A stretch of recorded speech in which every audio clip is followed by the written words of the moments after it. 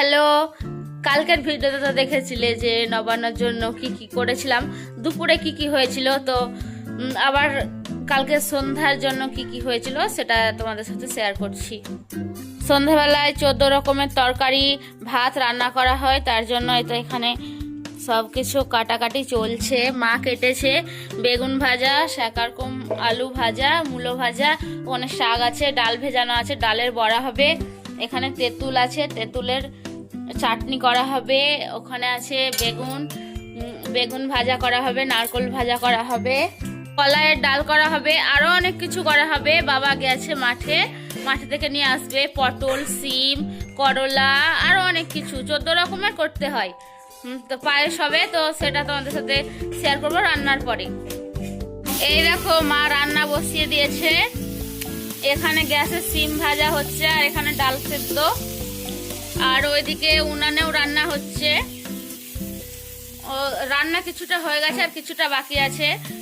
আজকের দিনে আবার কারেন্টটা পালাতে পেরেছে, জানো, কারেন্ট নেই, তো শিলনোড়ায় মশলা বাটতে হচ্ছে। এই যে এখানে কিছু কিছু আছে এখনো, ডাল, শাক, কপি, করলা, এগুলো রান্না হয়নি, হবে। আর এই যে এখানে কলাইয়ের ডাল সিদ্ধ করে রাখা আছে। আজকে নবান্নের দিনে কলাইয়ের ডাল খেতে হয়, তাই কালকে আমার ঠাকুমা কলাইয়ের ডাল ভেজে চাকিতে ডাল ডলে রেখেছিল। রান্না বান্না কমপ্লিট। এই যে এখানে 14 রকম তরকারি রান্না হয়ে গেছে। এই যে নিচে একরকম আছে আর উপরে আছে। এখানে শাক আছে, ওখানে মূলো ভাজা, তারপরে পটল ভাজা, বেগুন ভাজা, ওখানে সিম, নারকোল ভাজা, করলা ভাজা আর আলু ভাজা, আর ওখানে ভাত আছে, আর এর নিচে ডাল আছে, ওটাতে চাটনি আছে তেঁতুলের, আর ওই দূরে ওটাই পায়েস আছে, আর একটা আছে এখানে শাকারকম আলু ভাজা,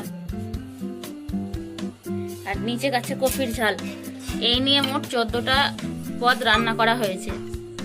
সন্ধেবেলায় এখন আবার পুজো হবে, তাই মা এই দেখো এখানে পুজোর থালা সাজিয়ে নিয়েছে, ঠাকুরের সামনে পুজোর থালা সাজিয়ে নিয়েছে, আর এদিকে ফল কেটে দিচ্ছে, প্রদীপ জ্বালানো হবে।